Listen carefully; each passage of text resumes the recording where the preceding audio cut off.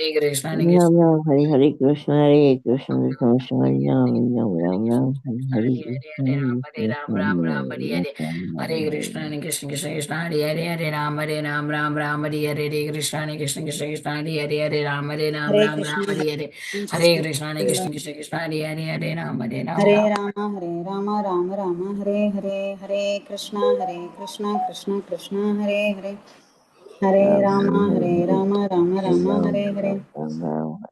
Krishna Hare Krishna Vanchakalpatrupasha Kripa Sindhu Pevacha Patidanam Pavanebhyo Vaishnavebhyo Namo Namah Anantakoti Vaishnavindike Jai Namacharya Srila Haridas Thakur ki Jai Prem se kaho Shri Krishna Chaitanya Prabhu Nityananda Shri Advaita Gadadhara Srivasadi Gaura Bhaktavindike Jai Srila Prabhupada ki Jai. All glories to the assembled devotees. Hare Krishna. Please accept my humble obeisances. This is Anita Ramya from Sharjah, UAE, welcoming all of you to this Bhakti Sangha Japa conference call. I thank all of you for attending this session. Please forgive me for interrupting your ecstatic chanting. I would like to read the 10 offenses to the holy hymns which are to be avoided, written by Srila Vyasadeva in the Padma Purana. Number 1, to blaspheme the devotees who have dedicated their lives for propagating the holy name of the Lord. Number 2, to consider the names of demigods like Lord Shiva, Lord Brahma to be equal to or independent of the name of the Lord Vishnu. Number 3, to disobey the orders of the spiritual master. Number 4, to blaspheme the Vedic scriptures or scriptures in pursuance to the Vedic version. Number 5, to consider the glories of chanting Hare Krishna to be an imagination. Number 6, to give some interpretations to the holy name of the Lord. Number 7, to commit sinful activities on the strength of the holy name. Number 8, to consider the chanting of Hare Krishna as one of the auspicious ritualistic activities which are offered in the Vedas as fruitive activities Karmakanda.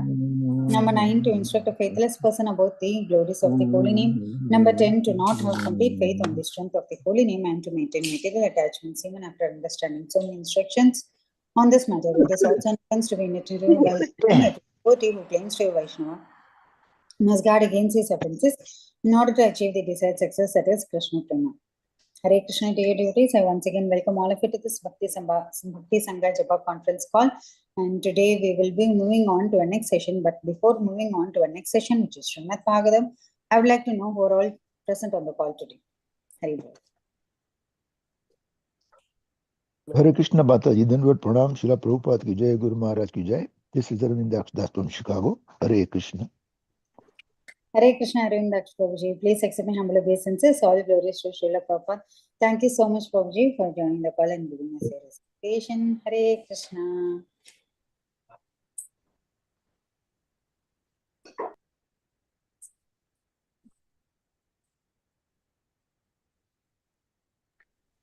Hare Krishna Mataji. Hare Please Krishna.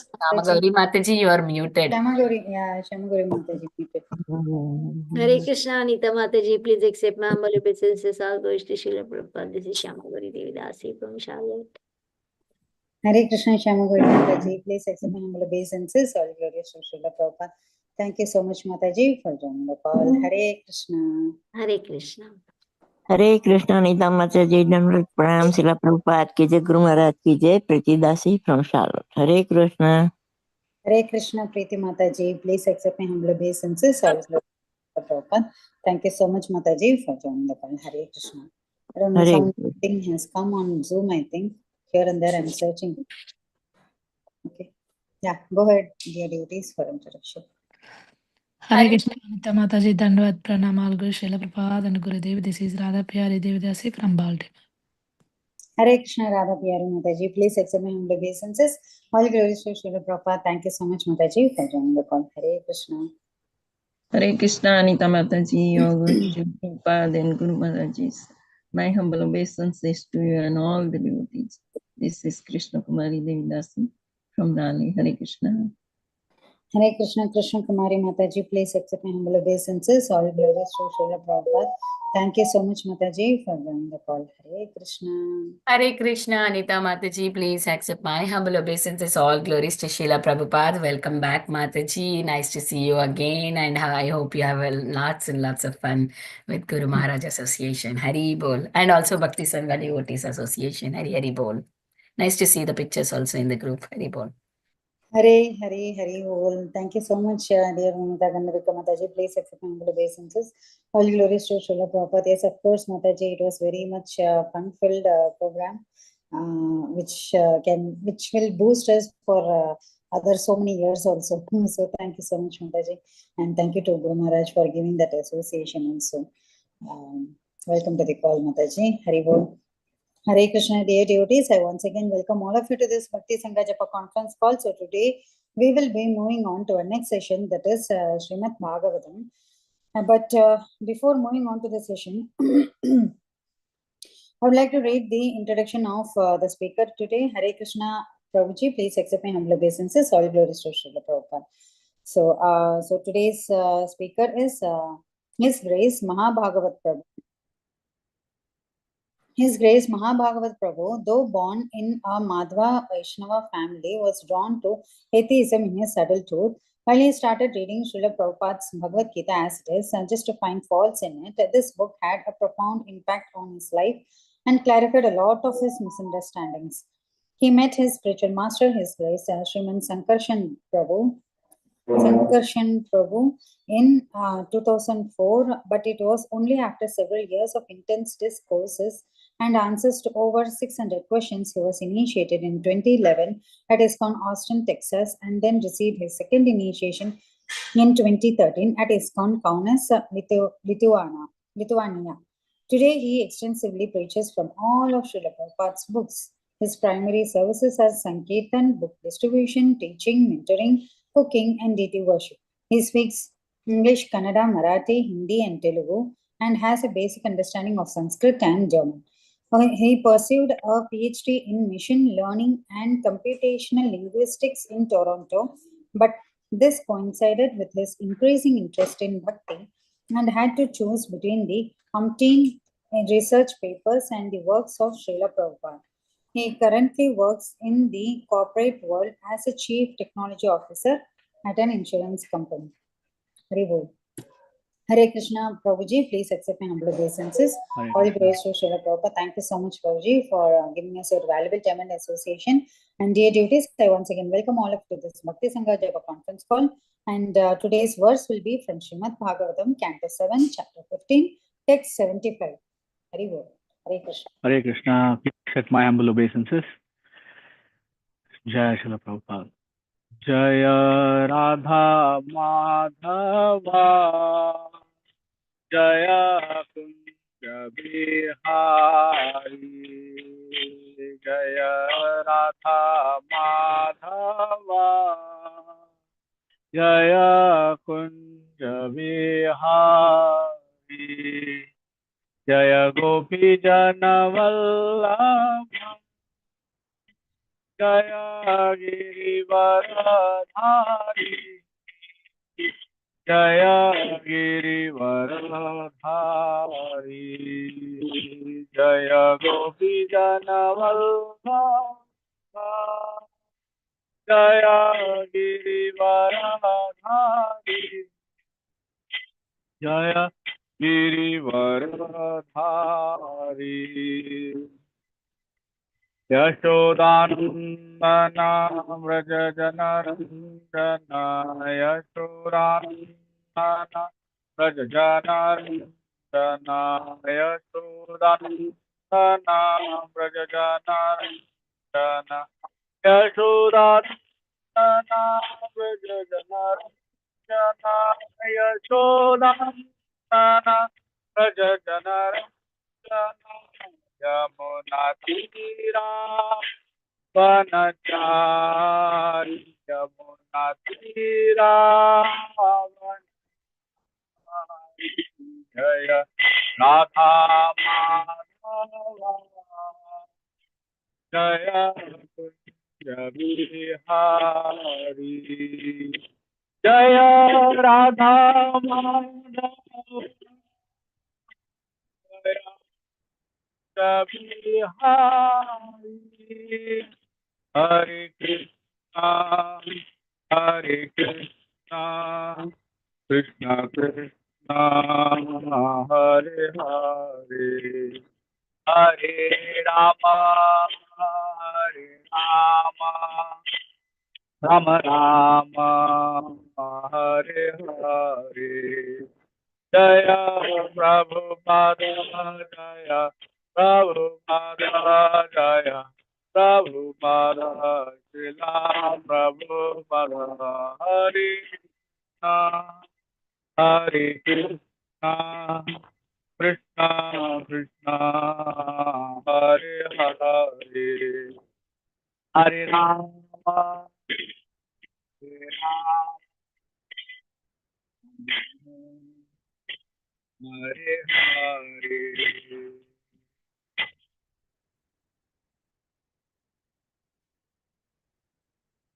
जय नित्यलीला प्रविष्ट ओम विष्णुपाद परमहंस प्रविजगाचार्य अष्टोत्तर शत श्री श्रीमती दिवान ग्रेशला अभय चरणारविंद भक्ति वेदांत स्वामी गोस्वामी महाराज प्रभुपाद की जय।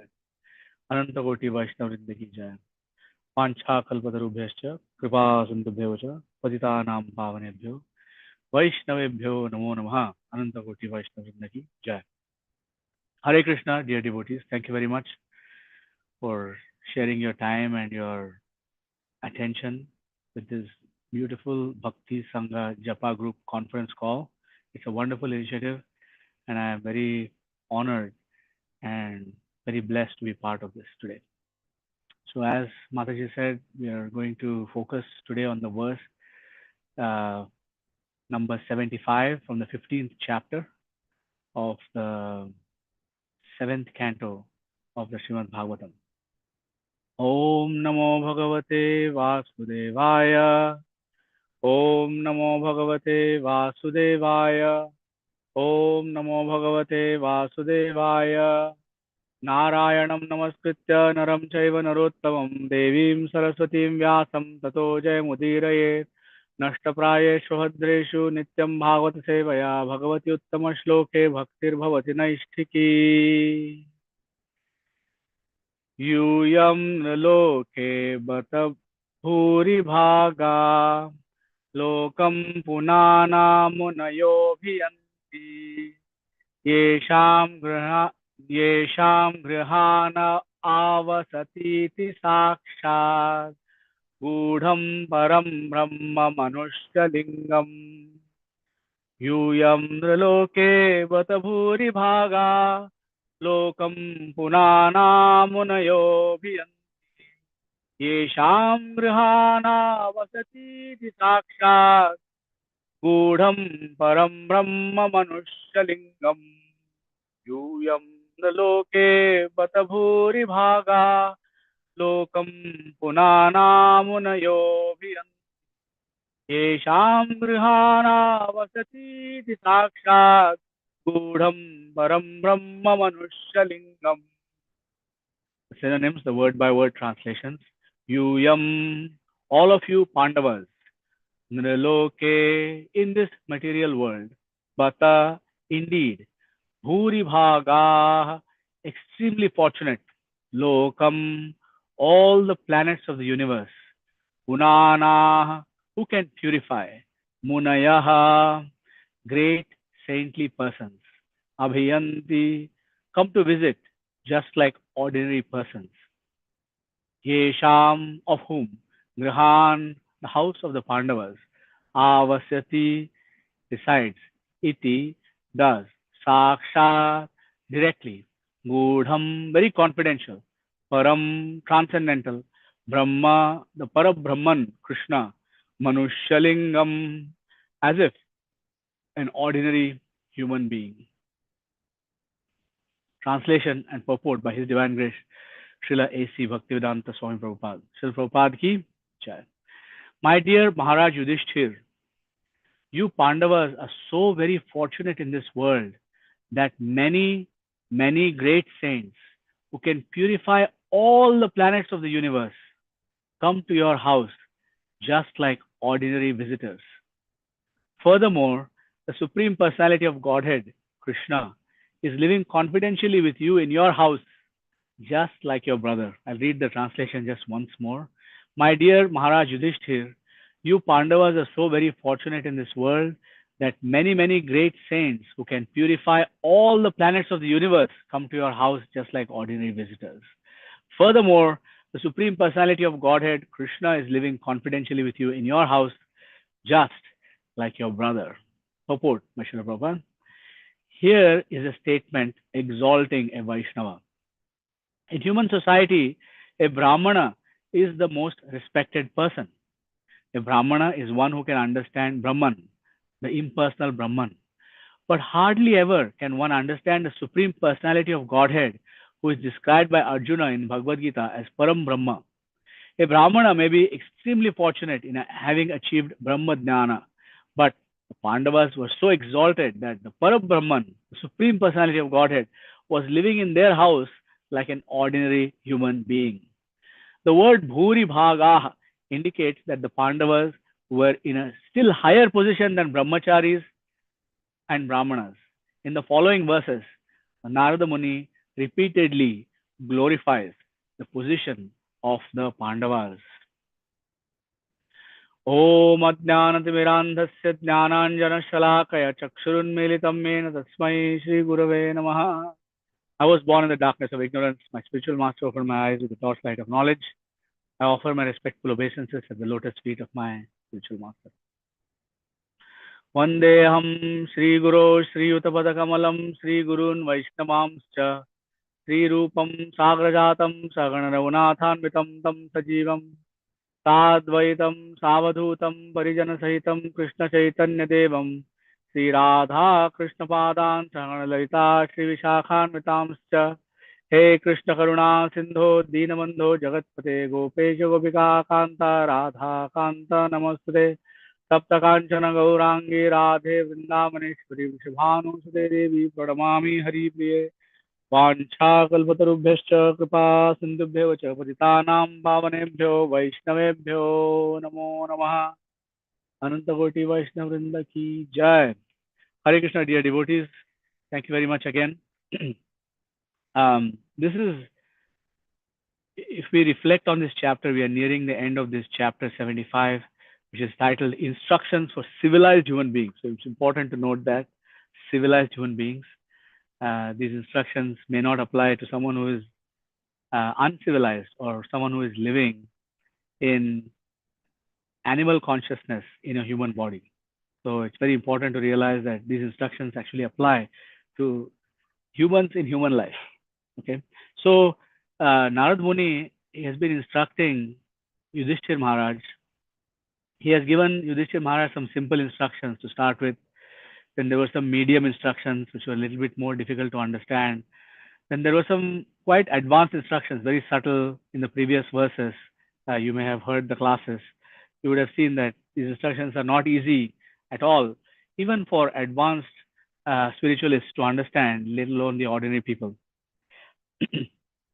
But then Narad Muni, just before this verse, he has been describing how one is, how there are different classes of transcendentalists, the Brahmachari, the Brahmana, whether someone is a householder or a sannyasi, and so many different nuances have been described in those various verses. But in this verse, Narad Muni is making the point, and I'll state it very simply, is whatever you do, be a devotee of Krishna. It doesn't matter what your situation is. That's the conclusion that Narad Muni is saying by glorifying the Pandavas. Actually, Narad Muni is appreciating Yudhishthir Maharaj and his brothers, the Pandavas, for various reasons. But he's also indirectly saying, actually, Yudhishthir, I've given you all these instructions, but actually you don't need all these instructions because the Supreme Personality of Godhead is living like your brother. He's saying the Supreme Personality of Godhead is living like your brother, and thanks to that, all of the saintly persons from the whole universe are coming to visit you and Sri Krishna. So in general, Narad Muni is in ecstasy. He has somehow or the other contained himself to give all the very detailed instructions, but now he's letting loose his ecstatic emotions, and you can see in the next verses, it's like this. Saints, great saints who can purify the whole universe, they have been described in other parts of the Bhagavatam as Tirthi Kurvanti Tirthani. In specifically, Vidur has been described in this way, and many other great saintly souls have been described in this way. So this means that a saintly person makes any place they go to a holy place of pilgrimage. So the places where Srila Prabhupada has visited, the places where our spiritual masters have visited, they're all holy places of pilgrimage. Tirthi Kurvanti Tirthani. So Narad Muni is saying so many saints, great. He himself is one of them, Tirthi Kurvanti Tirthani, but he's not focusing on himself. He's focusing on all the other saintly souls. So in this verse, we are going to talk about a few things. We are going to talk about who is a Brahmana, because this verse explains who is a Brahmana. Talks about the Brahmana, and we are also going to examine who is a Vaishnava in comparison to a Brahmana, right? And then we're going to say how a Vaishnava sees other Vaishnavas, and finally we are going to look at how a Vaishnava sees themselves, sees oneself, himself or herself, how a Vaishnava sees. Okay, so in general, whatever Narad Muni is now about to say in the following verses as well, he is essentially confirming the position of the devotee being the greatest. So in the scripture we can see it is quoted in, actually it is from Rupa Goswami's Padyavali, which is a collection of verses, which is quoted in various places. Srila Prabhupada is quoted in the Srimad Bhagavatam, in the 10th canto, in the chapters where he is explaining the disciples of Srila Prabhupada have quoted it in the prayers of Lord Brahma, and Srila Prabhupada himself has also quoted it actually it appears in the Chaitanya Charitamrita, so Srila Prabhupada has translated that very nicely in that verse. So the verse actually goes, it says Shrutim Itare Smritim Apare, which means that the Shrutis, the Vedas, the Shruti scriptures, basically, they explain certain things in a certain way, and Smritim, the Puranas, for example, explain in a certain way, right? But he says, and Bharatam Anne Bhava Bhita. So the Mahabharata explains it in a certain way. Obviously, this was written after all the Shruti, Smriti, and Mahabharata was written down, right? So this devotee is saying, Aham iha Nandam Vande. He's saying, I will worship Nanda Maharaj, Yasyalinde Param Brahma. So in his courtyard, the Param Brahman is playing as a little child. Okay, so this is a verse from Rupa Goswami. He has collected it. It also appears in the Chaitanya Charitamrita Madhya Lila, right? So in fact, Rupa Goswami has also said many other things which we will examine later on in the class today. So Srila Prabhupada says, he says how he describes different personalities all the way till Brahmana. So he says, he's quoting from this scripture. He's saying, Janmani Jayate Shudra. Everybody is born as a Shudra. Shudra means somebody who is untrained. It doesn't mean somebody who is born in a certain family, but everybody, no matter in which family they are born as a Shudra only, right? Because nobody knows any training. The little children, they don't even know the difference between a clean substance and unclean substance. Parents have to be very careful to guard them from all these dangers, right? Of protecting them, right? And then he says, Janmani Jayate Shudra Samskarat Bhavet Dvija. When somebody is properly trained up through all the different different samskaras, then they are actually trained up to be a Brahmana. Samskarat Bhavet Dvija. They are initiated as a twice initiated person. Whether it's in the three upper sections of society, whatever that might be. And then if that person, after being initiated as a Dvija, whether it is a Brahmana, Kshatriya or Vaishya, then if they do Veda Patha, which means if they study the Vedic literature, then Veda Pathat Bhavet Vipra. Now they are knowledgeable because they are now known as Vipra, not just Dvija, but they are known as Vipra. Janmani Jayate Shudra Samskarat Bhavet Dvija, Veda Pathat Bhavet Vipraha, Brahma Janati te Brahmana. When that knowledge, that Veda Patha has been matured in their heart, then that person is known as a Brahmana. Now this person has got Brahman realization. So I have met people who have seen many people who have attained to this kind of Brahman realization. It's quite rare in the world, but they are amazing souls. They are very advanced. But Narad Muni is describing, because he's already described the Brahmacharis and the Brahmanas in the previous verses, he's now describing that the Vaishnavas are even higher. How is that? For example, Srila Prabhupada, when he was writing, I was looking at Srila Prabhupada's letters recently, and when Srila Prabhupada was writing letters to his god brother, Srila Narayan Maharaj, who is part of the Gaudiya Vaishnava Sampradaya, but another branch, not part of ISKCON, he says, Shri Shri Vaishnava Charane Dandavat Nati Purvakiyam. So he's saying that I am offering my humble obeisances. Dandavat Pranam. Srila Prabhupada, His Divine Grace A.C. Bhaktivedanta Swami Prabhupada is offering his respectful obeisances at the lotus feet of a Vaishnava.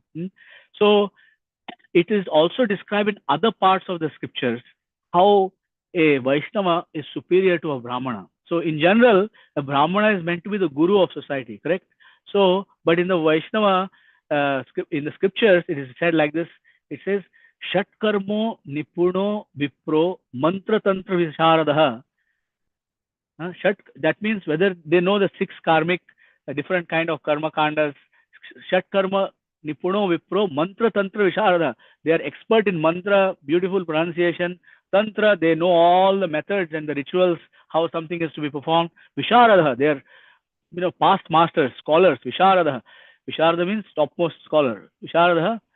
Avaishnavo gururna syat, Vaishnava Shopacha Guru. That means that if the person, even though they are Shat Karma Nipuno, even though they are Mantra Tantra Visharada, if they are not Vaishnavas, they are not to be accepted as Guru.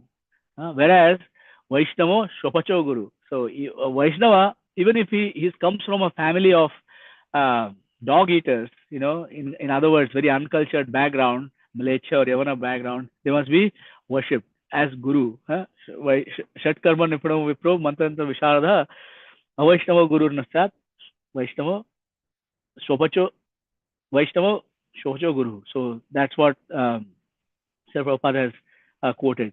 Rupa Goswami actually expands on this. He in whatever Narad Muni is saying here, he says how we are meant to treat this, and we'll look at that verse in a little bit.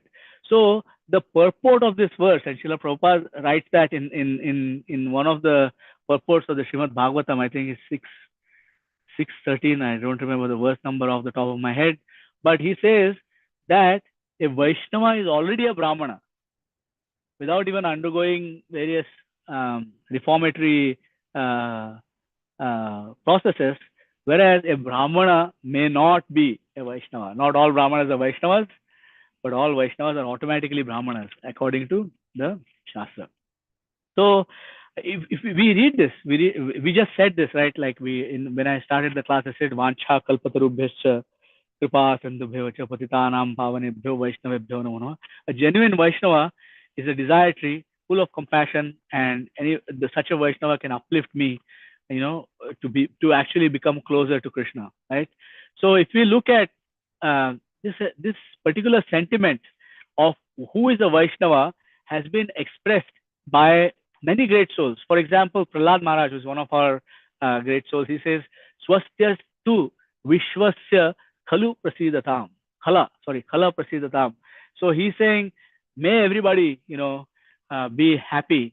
Dhyayantu bhutani shivam mithodhya, he's saying, right? So his manascha bhadram bhajatad adhokshaje aveshyatam no matir appi ahai tukhi. So I will read the translation because I don't have the translation by heart. Prahlad Maharaj is saying, may there be good fortune throughout the universe. May all envious persons be pacified. May all living entities become calm by practicing Bhakti Yoga, or by accepting devotional service. They will think of each other's welfare.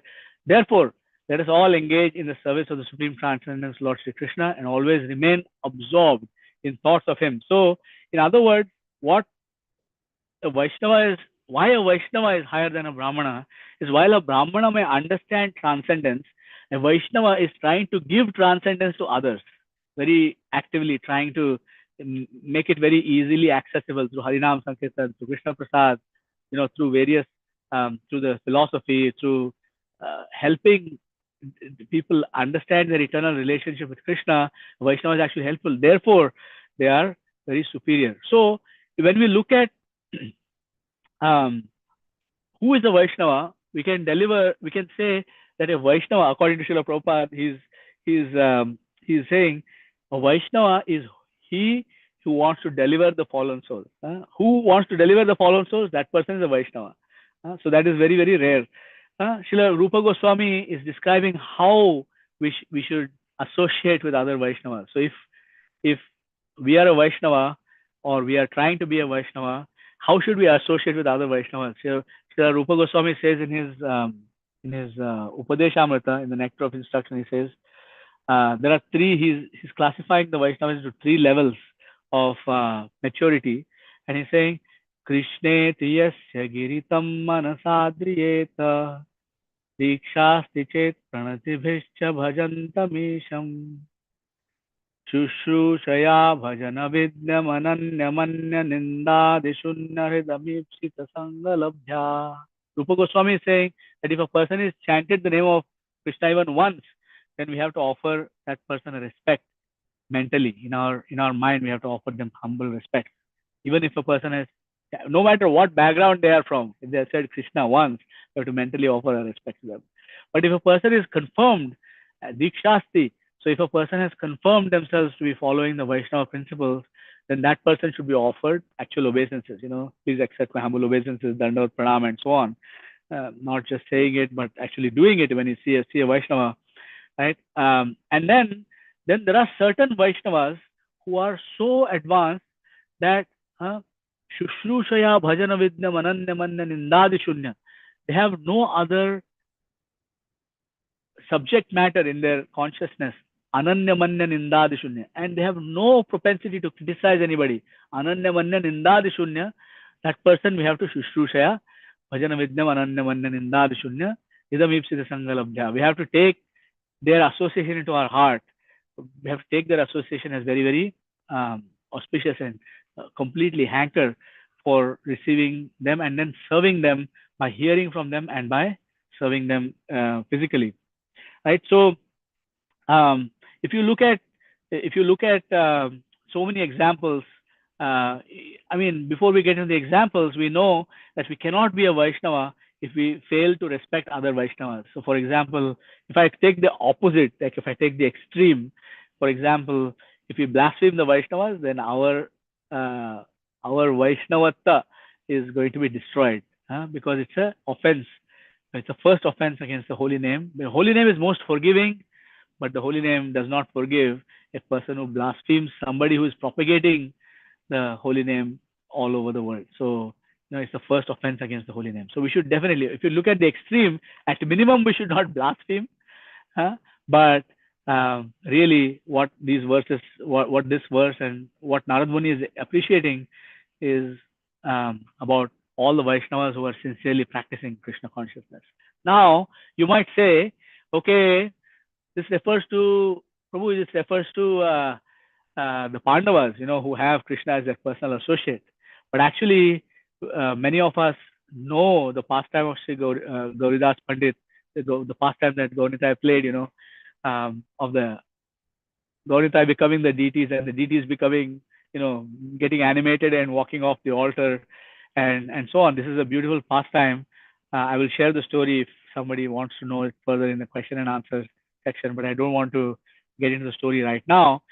But essentially, the deity is non-different from Krishna. So if a Vaishnava has deities at home, or if a Vaishnava is worshipping the deities in the temple, worshipping does not mean have to be on the altar and performing arti. Worshipping means even if the person is sweeping the temple or moving furniture or boxes inside the temple, even that person is serving the deity. Everybody who is serving in any way, any capacity in a temple or in a home is actually serving the deity. So such a person is actually personally associating with Krishna. So such a person should also be very greatly respected, just like Narad Muni is respecting the Pandavas. So every Vaishnava who is coming close to a deity, serving the deity is very, very valuable because Krishna is not different from his name and form. Nama Chintamani Krishna Chaitanya Savigraha Purna Shuddho Nitya Mukto Abhinnatva Nama Naminoho. Even the name is not different from Krishna, or to speak of the deity of Krishna. Okay, so these are some examples of how what is the difference between, we have talked about who is a Brahmana, who is a Vaishnava, what is the difference between a Brahmana and a Vaishnava, and why a Brahmana is considered to be a little bit less than a Vaishnava.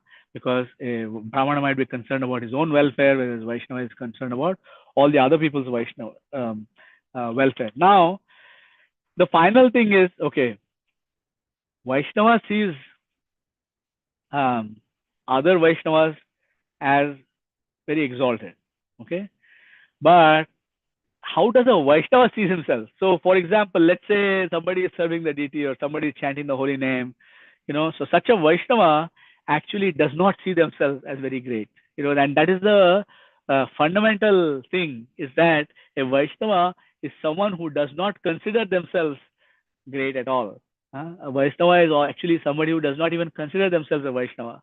Even great souls are saying, someday I will be a Vaishnava. I pray to serve Krishna's devotees and so on. Like there's so many prayers like that, so many blessings that the devotees have sought. So the topmost example of this, the topmost example of how a Vaishnava feels is explained by Sri Chaitanya Mahaprabhu. And this is also recorded in the Chaitanya Charitamrita.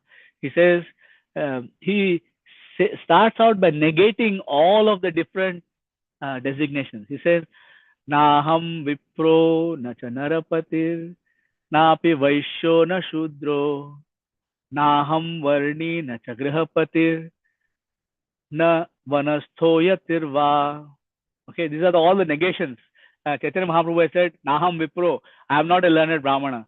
Naham Vipro na cha Narapati, I am not a king. I am not a Maharaj. We call all our sannyasis Maharaj, but Chaitanya Mahaprabhu is declining that title. Naham Vaishno na cha Narapati, Napi Vaishyo na Shudro. I am not a Vaishya, I am not a Shudra.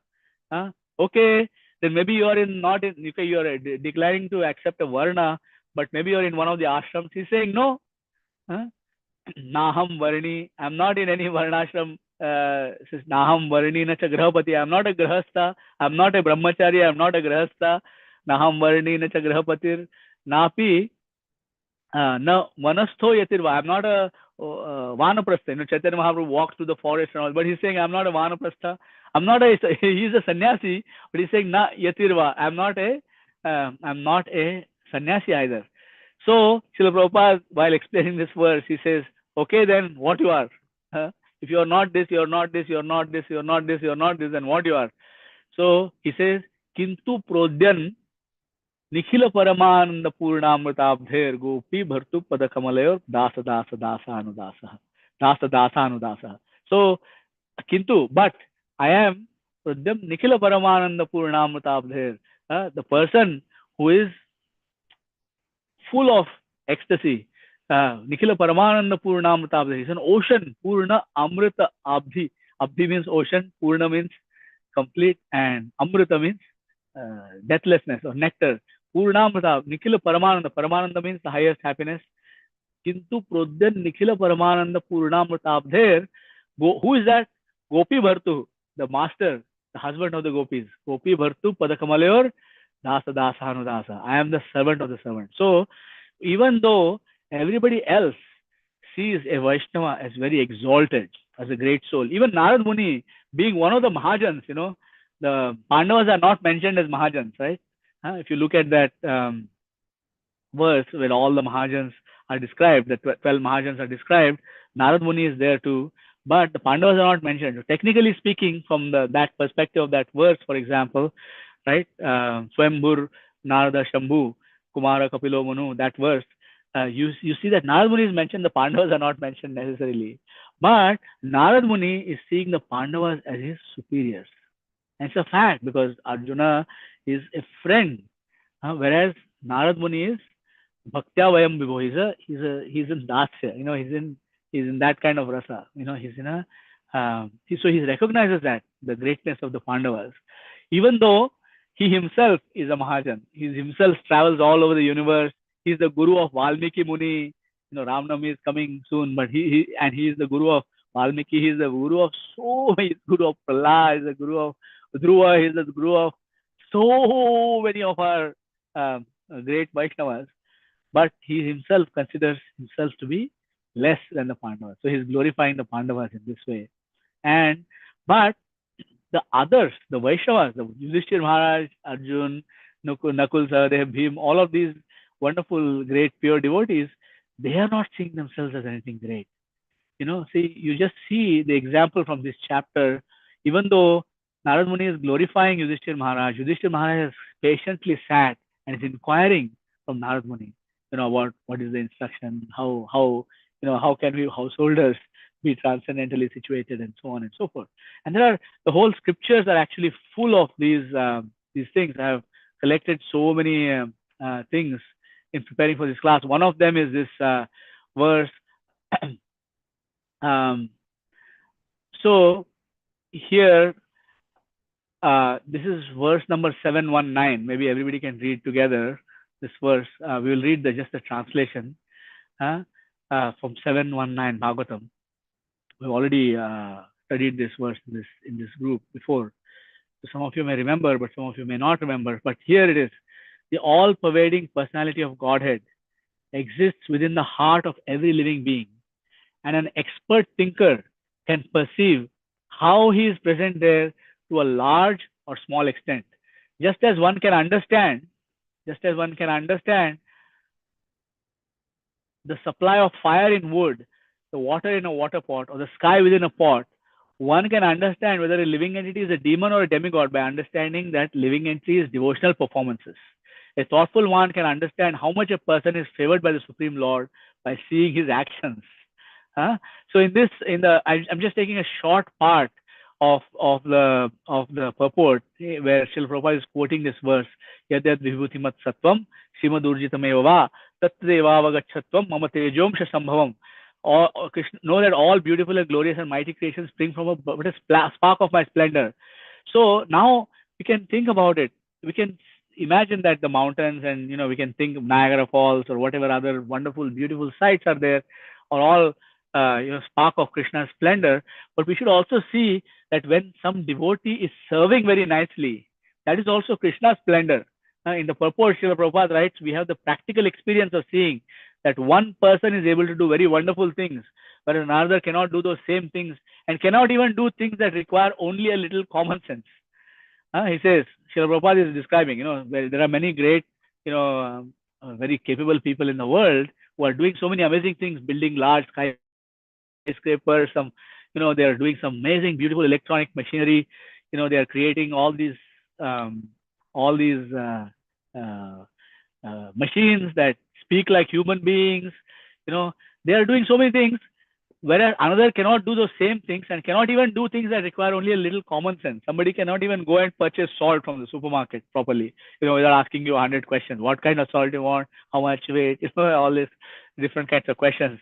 Therefore, how much a devotee has been favored by the Supreme Personality of Godhead can be tested by the activities that the devotee has performed.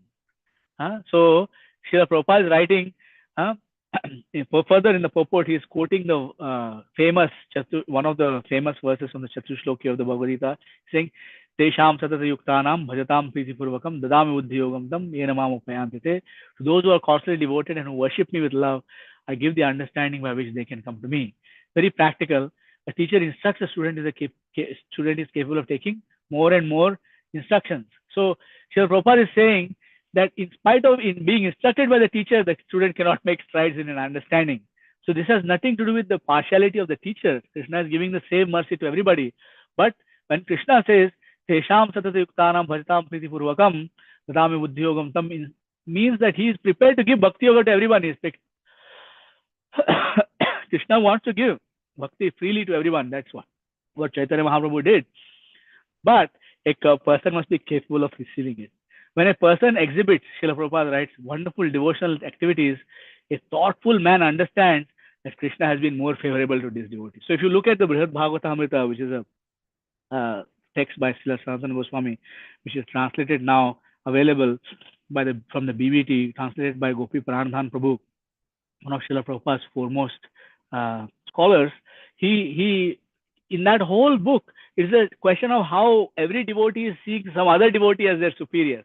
And we should also be like that. How we should always be seeing ahead of us how somebody is superior to us. And everybody is superior. Like Chaitanya Mahaprabhu saw a 5-year-old boy, Gopal, as his guru. He called him Gopal Guru because he instructed him about how chanting is auspicious in any circumstances. And that story also we can tell if somebody wants to hear that. So here, Srila Prabhupada is writing, this is not difficult to understand, but envious persons do not accept that Krishna has bestowed his favor upon a particular devotee in accordance with his advanced positions. Such foolish persons become envious and try to minimize an advanced devotee's activities. That is not Vaishnavism. Vaishnava should appreciate the service rendered to the Lord by other Vaishnavas, whether they are from our Sampradaya, whether they are from other Sampradaya. When somebody has rendered service to the Lord, we should appreciate that. Therefore, the Vaishnava is described in the Srimad Bhagavatam as Nirmatsara. Vaishnavas are never envious of other Vaishnavas or anyone else, and therefore they are called Nirmatsaranam Satam. There are many things. So another thing is, Prabhu, I don't have these good qualities. How can I acquire these good qualities? I only feel envious towards everybody else. So Krishna says in the Bhagavatam, it is said that, yasyasti bhaktir bhagavati akinchana sarvair gunais tatra samasade sura harava bhaktasya kuto mahat guna manorathe nasati dhavato vahi. A person who has developed akinchana bhakti, that's what we should be striving for, pure devotional service without anything in return. Yasyasti bhaktir bhagavati akinchana sarvair gunais tatra samasade sura. The people develop all kinds of amazing good qualities. So like you may say, like, in the Bhagavad Gita, there are those 26 qualities in the 16th chapter, Abhayam Sattva Samshuddhir, starting with that one. If you look at those 26 qualities, you might be thinking, I don't have any of these qualities. Where am I going to get it from? And if you reflect deeply on that, you'll see Abhayam is the first quality that brings all the other qualities. And where does Abhayam come from? Abhayam comes from when we take the shelter of the Lord or his pure devotee. So that Akinchana Bhakti can be given by the Vaishnava, and therefore the Vaishnava is superior to the Brahmana. The simple Brahmana, who has not realized the Bhagwan aspect of the Supreme Personality of Godhead and is not engaged in devotional service, cannot actually give us that Akinchana Bhakti which develops all the wonderful good qualities. So Srila Prabhupada is, the scriptures, like I was researching for this class a few days ago, and I've been doing that for many, many days. And there's volumes of things that Srila Prabhupada has written. For example, in the purport of, 329.32, I just taken this notes. I'm reading just the translation of this. Better than the Brahmana who knows the purpose of the Vedas is he who can dissipate all doubts. And better than him is one who strictly follows the Brahminical principles. Better than him is one who is liberated from all material contamination, and better than him is a pure devotee who executes devotional service without expectation of reward. So this verse, Arthadhyat samshaya cheta tata shreyan swakarmakrit mukta sangastato bhuyan adogdha dharmam atmanah. So Srila Prabhupada is describing the purport that Arthadnya Brahmana refers to one who has made a thorough analytical study of the absolute truth and who knows that the absolute truth is realized in three different phases, namely Brahman, Paramatma, Bhagwan. If someone not only has this knowledge, but is able to clear all doubts if questioned about the absolute truth, he is considered better. So first is the person who knows Sambandha, Abhideya, Prayojana. So first one is Sambandha. Next is someone who not only has this knowledge, but clear all doubts. He is able to Abhideya, he is able to help you to go on that path. He is considered better. Further, there may be a learned Brahmana Vaishnava who can explain clearly, eradicate all doubts, but if he does not follow the Vaishnava principles, then he is not situated on the higher level. He is not situated on the Prayojana level. Must be able to clear all doubts and simultaneously be situated in Brahmanical characteristics. Such a person who knows the personal Vedic injunctions, who can employ the principles laid down in the Vedic literatures, and who teaches his disciples in that way is called an Acharya. The position of an Acharya is that he executes devotional service with no desire for elevation to higher position of life. Srila Prabhupada says this clearly, the highest perfectional Brahmana is the Vaishnava. Vaishnava who knows the science of absolute truth, but is not able to preach such knowledge, is described by others as being in the lower stage. Srila Prabhupada is, this amazing purport is given, by Srila Prabhupada. Okay. So I think it's now 8 o'clock. What I'll do is I'll just quickly summarize everything that we have said. And then if you have questions, comments, or any reflections, we can take those. Okay. So we started off by looking at this verse. We looked at this, very high level summary of the previous instructions, which consists of simple, medium, and advanced instructions in that, where Narad Muni is by his own life is describing, and be a devotee, and he is practically, his prayojana here is he's glorifying the Pandavas, who are personal associates of the Lord. So he's actually in ecstasy, appreciating Yudhishthir Maharaj, and the further verses also do that, right? He's saying how all the great saints are coming to your house, Yudhishthir, how the Supreme Personality of Godhead is living in your house as your brother, and then this is confirmed in the different parts of the scripture. We saw how a devotee is glorifying Nanda Maharaj because the Supreme Parabrahman is crawling as a little baby in his courtyard. Right? We described we saw how a person can be elevated from a Shudra to a Brahmana, from a Shudra to a Vija, to a Vipra, to a Brahmana. And then beyond being a Brahmana, we can see how when somebody develops a compassion for other living entities and wants to serve them, who understands the tattva of Sri Bhagwan and wants to help everybody engage in devotional services of Vaishnava. Right? We look at how between Brahmanas and Vaishnavas are considered superior. We explored once more the Vaishnava Pranam Vancha Kalpatarubhyascha. Right? We explored that verse by Prahlad Maharaj, Swasyastu Vishwasya Khala Prasidatam. We looked at that verse. We looked at how actual Vaishnava appreciates service done by others, like in the 7th canto. Right? We looked at how those qualities of a Vaishnava are developed by Akinchana Bhakti, Yasyasti Bhakti, Bhagavati Akinchana. We saw how we should see other Vaishnavas in different categories from Rupa Goswami. We looked at, how the conflicts between, people who are not Vaishnavas and Vaishnavas are examples like Saubhari Muni. We did not describe this, but Saubhari Muni's fall down. There's also Ambarish Maharaj's interaction with Durvasa Muni and Durvasa Muni's anger against Ambarish Maharaj. Everybody knows that pastime, so I did not go over those things in detail. And then finally, we also saw how a Vaishnava sees oneself. A Vaishnava does not see oneself as a Vaishnava. He just sees himself as a servant of the servant of the servant of the servant of the servant. So Prabhupada is saying 1,000 million times removed in some of his classes. 1,000 million times removed. So that should be our position, to be always remain as a servant of the servant of the servant. And if we can do that, then we are sure that the Vaishnava's mercy will carry us through all kinds of difficulties. Okay? And with that, I will conclude. Hare Krishna, Hare Krishna, Krishna Krishna, Hare Hare, Hare Ram, Hare Ram. Thank you very much. Hare Krishna, Prabhuji. Please. Glories to Srila Prabhupada. Very, very power-packed class, Prabhuji. So, I think for the whole class, I could hear only about Narada Muni, how great devotee he is and how much he is a spiritual master to everyone throughout Srimad Bhagavatam, which we can see. Thank you so much, Prabhuji, for that. And we have raised hands, Prabhuji, for the questions. And I remember that you said that you will say some story at the end of the class during Q&A session. If you have time after the question and answer, you can tell us, Prabhu. Yes, And we have two. So we have two pastimes. One is, which one was that? One was the pastime of Gaur-Nitai deity is walking away, Prabhuji. Yes, that one. That's a very beautiful, very ecstatic pastime. I heard it and it was just amazing. And there was a second one also, if somebody has interest or time, if we have time. okay, But we'll so take the we questions first and we'll get into the.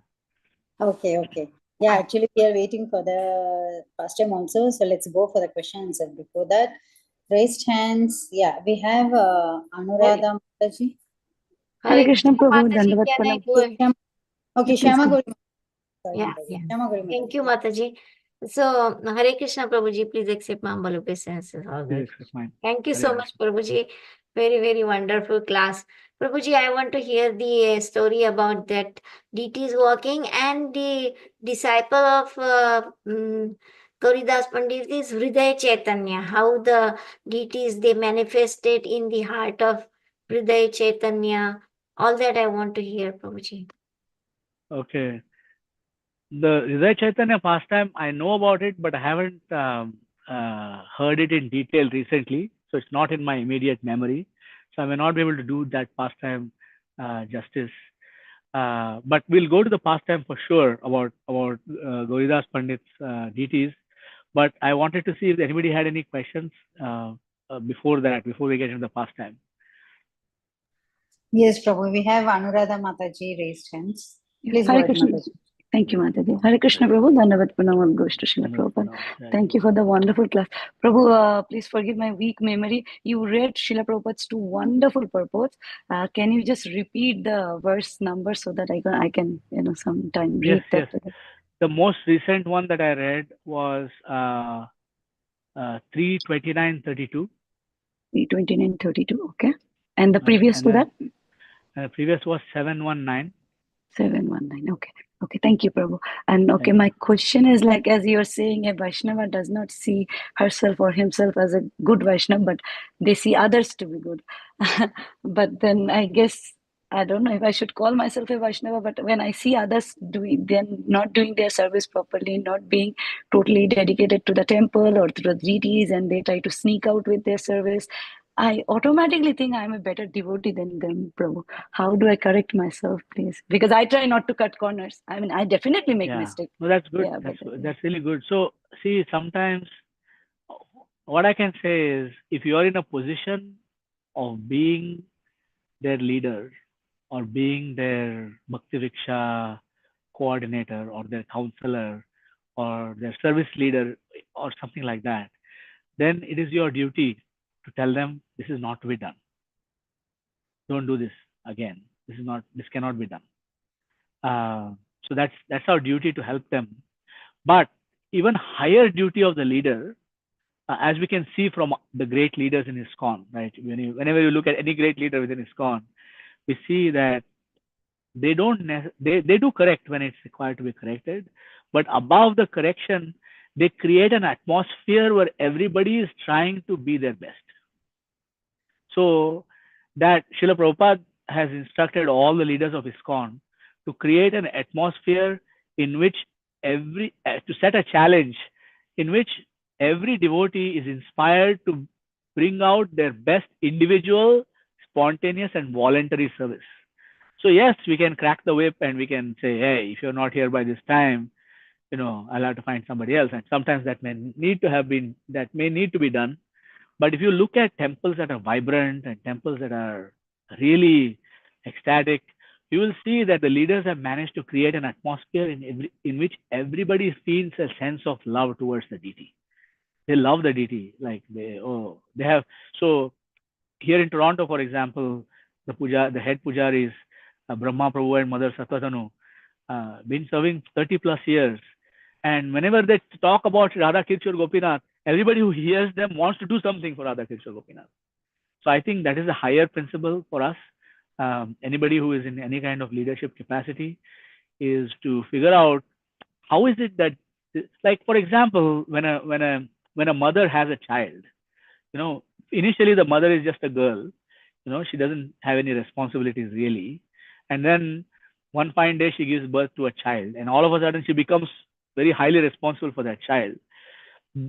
Nobody else has to instruct that, you have to watch, do this, do that. The mother does that automatically. She stays awake without anybody telling her to stay awake all night. So that the purpose of the leader can be said as trying to bring that consciousness that this Krishna here is dependent on, he's relying on your service. Yeah, you have to do this, because, Mother Satvadhanu once told me that if you tell Krishna that tomorrow morning I will come back, then Krishna, he's so innocent, he's so innocent that he waits at that specific time and he's looking to see why this devotee said she will come or he will come, and he hasn't come yet, like that. The way Mother Satvadhanu told me that Krishna waits for you. The way she told me that, I have never forgotten it. She told me this many, many years ago. So this should be our attempt, really. But in response to your specific question, how we should not see them as superior, or not see ourselves as superior, we should see ourselves as useless rascals, because we haven't been able to train up these people properly yet. How useless of a trainer am I? How useless of a leader am I, that the people who are working in my team are exhibiting this kind of attitude? I'm incompetent. I'm useless. Like that, we should think, how can I become more competent as a leader? Ultimately, of course, we should not be super harsh on anybody or ourselves, because otherwise we will just get discouraged. We are just beginning sadhana bhaktas. So we should just take it in our stride and try to do it better the next time. Thank you so much, hope Prabhu. that You brought up so many things. I'm definitely not in a leadership position, so I try to keep my mouth shut.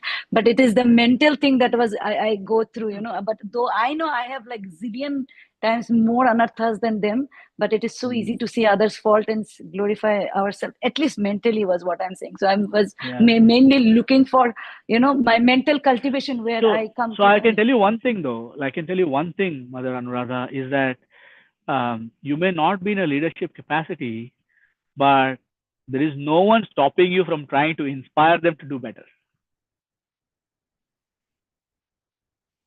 By invoking that, you know, it's servant leadership. It's leadership without a position. So I think that is important. You know, how you feel that way, why you feel that way about your service to your deity. How can you bring that same love into somebody else's heart? That is something we should reflect on. Thank you, Prabhu. I will try to do that. Thank you so much, Prabhu. Hare Krishna. Wonderful class. Please come back soon again. Thank you, Dandavat, Hare Krishna. Hare Krishna. Yes. Thank you, Prabhu. So we don't have any hand raised, so you can narrate the pastime, Prabhu. Okay, so this is a very beautiful pastime that when we hear this pastime, we know for sure that the deity is non-different from Krishna himself. Okay, so Gauridas Pandit is a great devotee in Chaitanya Leela and is a personal associate of the Lord, right? In so many different ways, he's a personal associate of the Lord. So Gauridas Pandit had a particular experience. So he was worshipping Gaur-Nitai deities on his altar, and Sri Gaur-Nitai personally themselves came to his house, and they performed Sankirtan, and they performed Sankirtan, and they did a lot of amazing pastimes at his house. And then after some time, it was time for them to go to their next destination. So they started walking out. So Gauridas Pandit said, no, my dear Lord, please don't leave. Please don't leave. Please stay. Please stay. Please stay for some more time. Please stay with me. Don't leave me. Please don't leave me. And he was very begging them very insistently and very piteously. He was crying at their lotus feet. Please don't leave. And Gauridas pointed to the altar, to Gauridas Pandit's altar, and said, we are there already. Why are you crying like this? We are there. We have never left. We are never leaving you. He said, no, you. He pointed to Gauridas in their moving forms, and he said, you please don't leave. They said, okay. So they walked up to the altar, got on the altar, and stood on the altar. And then the other deities who were there before, the other Gaur-Nitai who were there before, they basically unfroze, transformed into moving forms and started walking off the altar. And then Gauridas Pandit was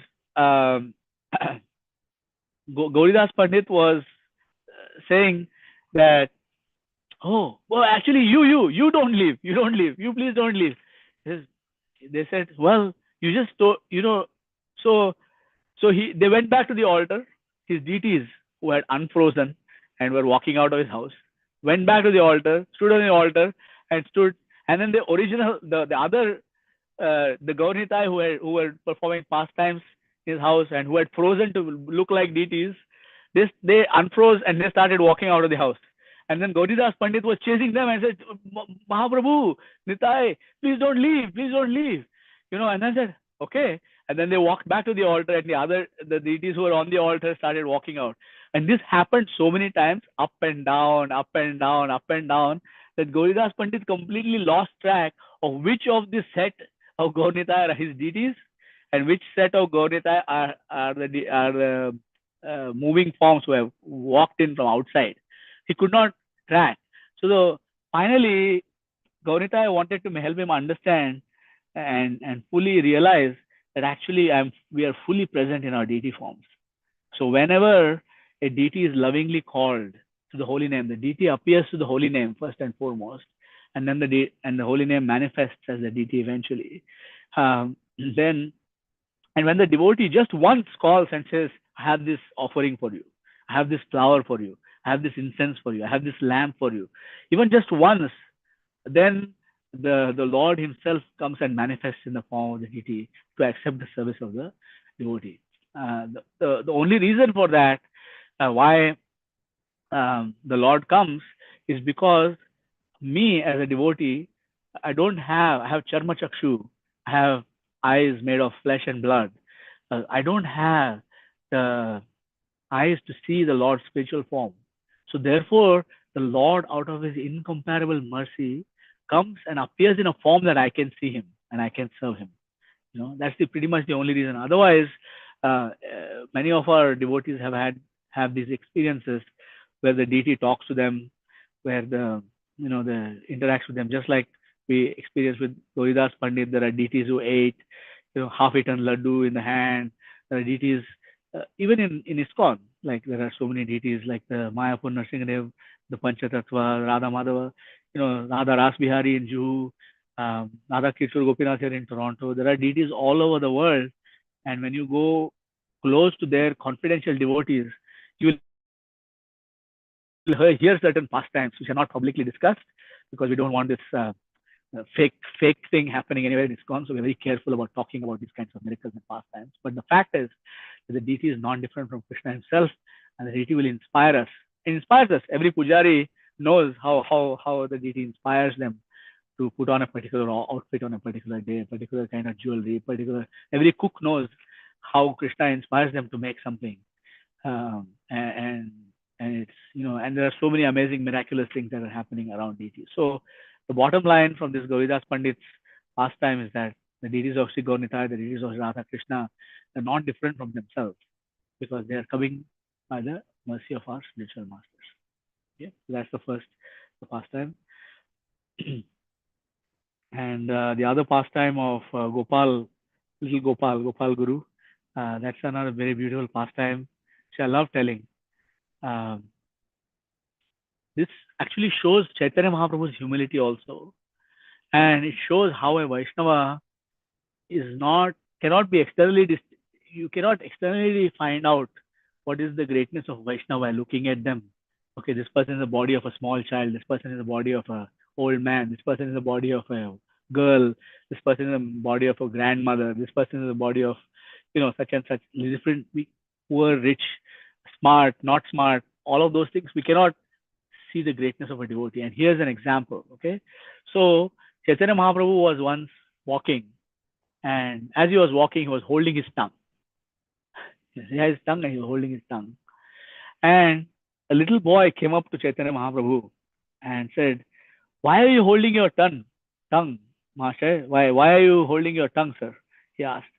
So Chaitanya Mahaprabhu said, "You see, my little boy, I am actually going to the washroom right now. And the washroom is an unclean place. But my tongue cannot stop chanting the names of Krishna. But because I don't want to take Krishna to an unclean place, the name of Krishna is not different from Krishna himself. Chaitanya Mahaprabhu had this. He could not stop chanting Krishna Varnam, Krishna Varnayati iti. So he's constantly chanting the names of Krishna. He cannot stop.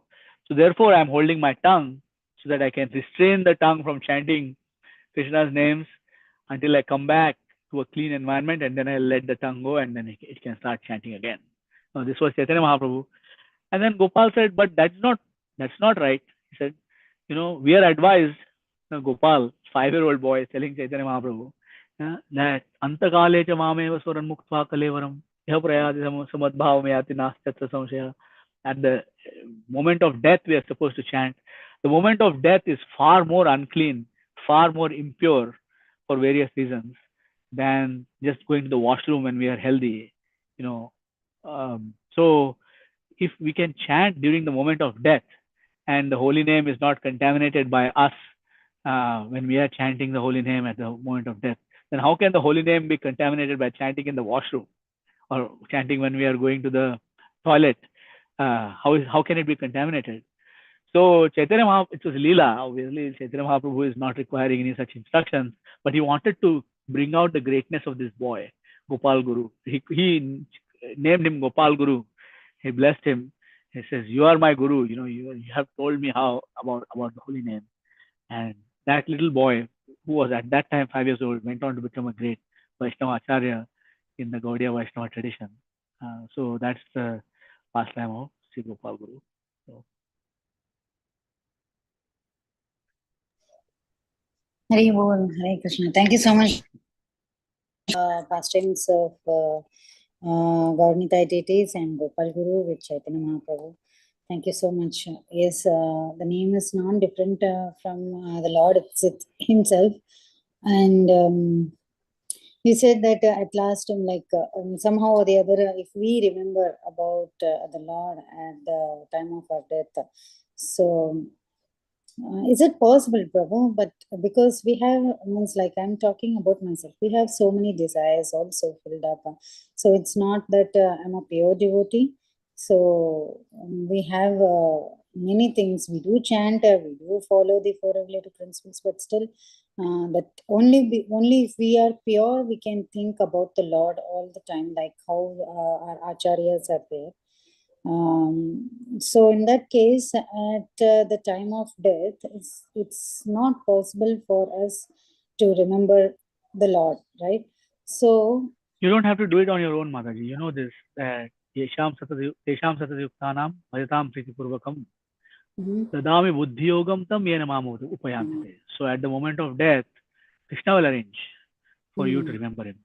So that's why you see that devotees who are about to leave, all of a sudden, devotees who have never met them start to congregate around them, to come and chant, to come and read for them. That is Krishna himself manifesting his desires that the devotee should remember him. And there are so many amazing pastimes. Even there is one pastime of one of the disciples of Srila Prabhupada who had taken sannyas. He was a very early disciple of Srila Prabhupada, had taken sannyas, and unfortunately, he had left ISKCON. He had dropped his sannyas principles. He had left ISKCON. You know, in common ISKCON slang, such a person is known as a blooper. Hey, this person has blooped, left ISKCON. So this person was in very poor health, was in a very critical situation in a hospital, and he was about to die, essentially. And just before he died, everybody around him, many of them were non-devotees, some of them may have been devotees also. He got up from his bed. He was completely immobile. He got up from his bed and said, Prabhupada, you came. And he died. So in other words, even though the sannyasi, Prabhupada recognized the service that he had done. Krishna recognizes the service that somebody has done. Never forgets. His name is Achyuta. He never forgets even the littlest thing that somebody has done. I had such an experience when there was a father of a devotee who was very favorable, very kind, but not initiated, not fully practicing Krishna consciousness, etc. But there were so many Vaishnavas singing at his, chanting the Mahamantra at his funeral. A Vaishnava, disciple, initiated disciple in ISKCON, because he didn't have any sons, was the person who gave him the fire. So Krishna makes all kinds of arrangements that are very, very mysterious. So we don't have to worry about it. We simply have to do our best, and then Krishna will do his best. And our best may not be good enough. You might think that, I have so many things. You continue to do your best. Then when Krishna does his best, that is irreplaceable. Like his effort never fails. His attempt never fails. So he will definitely, Swalpamatyasya dharmasya trayate mahato bhayat. Neha vikramana ashosis prastavayana vidyate. Swalpamasya dharmasya trayate mahato bhayat. You don't have to worry about anything. Bhakti Charu Maharaj goes even further in saying, he says, Bhakti Charu Maharaj says, the moment you join the Krishna consciousness movement, you don't have to worry about yourself. You simply worry about others. And Chaitanya Mahaprabhu has already taken your supari, he says. In underworld terminology, when they take a contract to kill somebody, they pick up a supari, and they say, I will do this. This is my job. I will do this. I will not rest until this person is dead. So similarly, Chaitanya Mahaprabhu is like, I will not rest until this person is delivered. He's already taken. So Chaitanya, so he says, don't worry about yourself, worry about others. Chaitanya Mahaprabhu has already taken care of you. Don't worry. Hari, well, that's really convincing, Prabhu, for us, for a very worst fallen soul like me. Thank you so much, Prabhuji. And one thing is like, even sometimes we think like, okay, sometimes we feel low while doing all those practices, right? So that time we say, oh, how can I go further in this? So it's I don't know how will I be sustaining. So, but as you said, we don't have to worry about that. The next moment, there will be a call from a devotee, or there will be something, some lecture. So, where Guru or Prabhupada is saying, means like instructing us, okay, you'll have to be in this, you'll have to continue like this. So, that is really helpful, you know. Like it's like a one-way traffic, right? In coming into Krishna consciousness, that like Krishna will not leave you. Even if you want to leave, he will not leave you. So 100%, 100%. Krishna is amazing. So yeah, many people told me that also. At a certain point, I said, you can try to leave, but you cannot. Yeah. Thank you so much, Prabhuji. So we don't have nice discussion, Prabhuji. We don't have any more questions in the chat box or hand raise. And very much thank you for your very wonderful discussion on this topic. And with your permission, we can end the call here, Prabhu. Vancha kalpatra kripa sindhu pevacha patitanam pavanebhyo vaishnavebhyo namo namaha. His Grace Mahabhagavat Prabhu ji ki Jai. Thank you, Prabhuji. Very grateful to you. Thank you. Thank you for the nice. Radhe Radhe. Thank you so